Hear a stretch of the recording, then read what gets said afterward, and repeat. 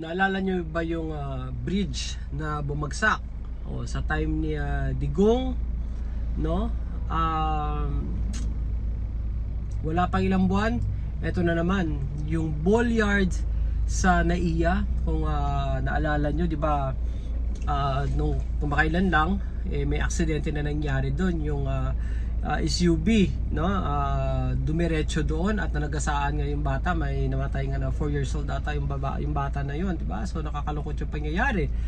Wala namang may gusto noon, pero yung quality ng Bolyards, ito nga, no, pinapaimbestigahan ni PBBM dahil nung time ni Duterte, iginastosan yun ng 8 million, diba?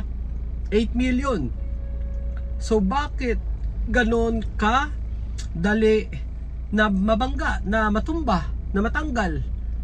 So yung quality na naman, substandard na naman, kaya pinapaimbestigahan ni PBBM. Talaga naman, alam mo, sunod-sunod yung mga structure na sa time ni Digong na wala talagang quality.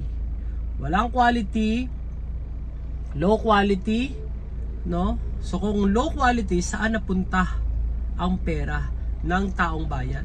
Diyan na naman ang malaking tanong, di ba?